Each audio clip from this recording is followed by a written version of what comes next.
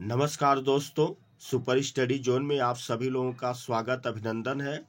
आज हम लोग चर्चा करेंगे धन विधेयक में कौन कौन सी मदें शामिल होती हैं या धन विधेयक में ऐसे कौन कौन से प्रावधान शामिल होते हैं। तो सबसे पहले हम अनुच्छेद 110 को देखेंगे। तो अनुच्छेद 110 के अनुसार धन विधेयक में शामिल निम्न मदें हैं। पहली मद क्या है, यहाँ पर विशेष तौर से ध्यान रखना होगा। यह कई बार पूछा जाता है धन विधेयक में क्या क्या प्रावधान शामिल रहते हैं। तो पहला प्रावधान है कि किसी कर को लगाना या समाप्त किया जाना या करों के स्वरूप में परिवर्तन, ये सबसे पहला प्रावधान हमको यहाँ पर दिखाई देगा। फिर इसके बाद दूसरा हम प्रावधान को देखेंगे कि दूसरा प्रावधान धन विधेयक में क्या क्या शामिल रहता है या दूसरी मदें क्या क्या शामिल रहती हैं।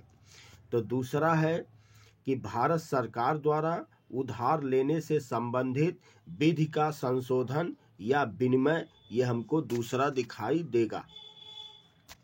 फिर इसके बाद तीसरा है भारत की संचित निधि और आकस्मिक निधि में धन जमा करना या निकालना। फिर चौथा है भारत की संचित निधि से धन का विनियोग करना। पांचवा है किसी व्यय को भारत की संचित निधि पर भारित करना। अब इसके बाद हम और भी देखते हैं और क्या शामिल होता है। तो छठा प्रावधान इसमें हमको दिखेगा कि भारत की संचित निधि या लोक लेखा निधि से कोई धन प्राप्त करना।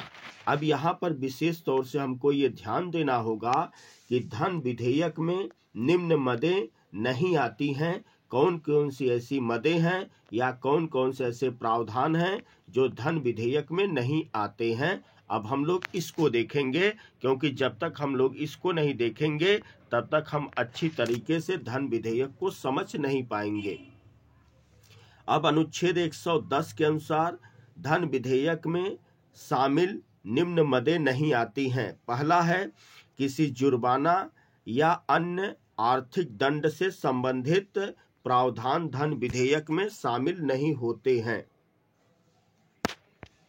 फिर दूसरा है किसी सेवा या लाइसेंस की फीस से संबंधित प्रावधान धन विधेयक में शामिल नहीं होते हैं। तीसरा है किसी स्थानीय प्राधिकारी या निकाय द्वारा स्थानीय प्रयोजन के लिए कोई कर लगाने या हटाने से संबंधित प्रावधान धन विधेयक में शामिल नहीं होते हैं। धन्यवाद।